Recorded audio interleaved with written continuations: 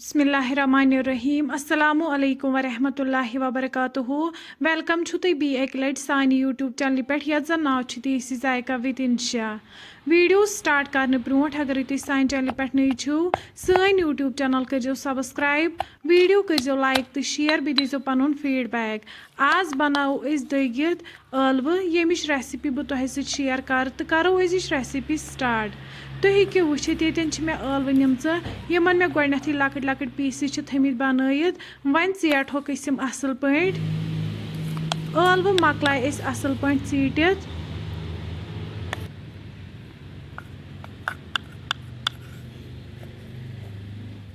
अम पे नील मरचांगन निमित यम तेटहोक असल पे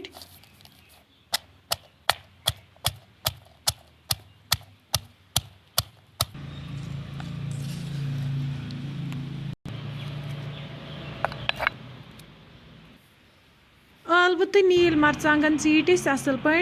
अम पे चढ़ो वन यह आब अलवन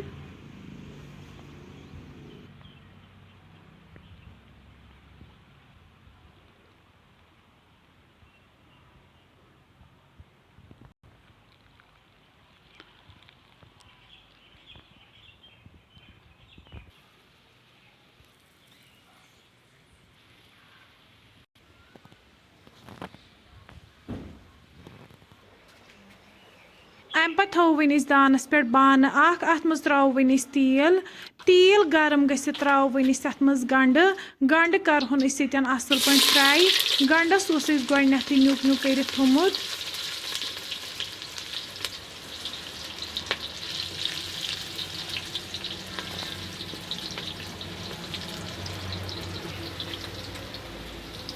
गंड गो ये फ्राई अम पे त्रो वन अत मज अलव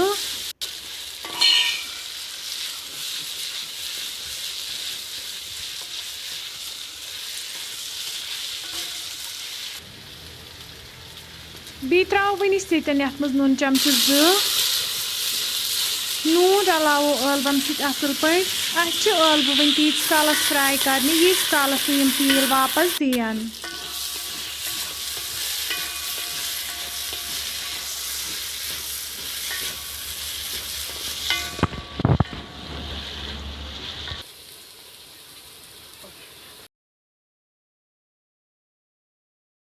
तुम हेकिव वुचित अलवो दित तेल वापस अम पे त्रो वन अत मज आब गिलास बी त्रो वन अत मज लिद्र चमच मरचांगन चमच बादियान पाउडर चमच बी त्रो वन अत मज नील मरचांगन यम चीटित थमित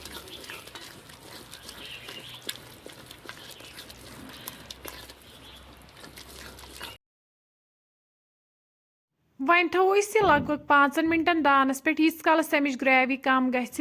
5 मिनट बाद वालो वन दान पे बोन वन करो अत पे लास्टस गार्निश ताज़ दान वल अम पे कड़ो वन अकिस बाउल मज नबर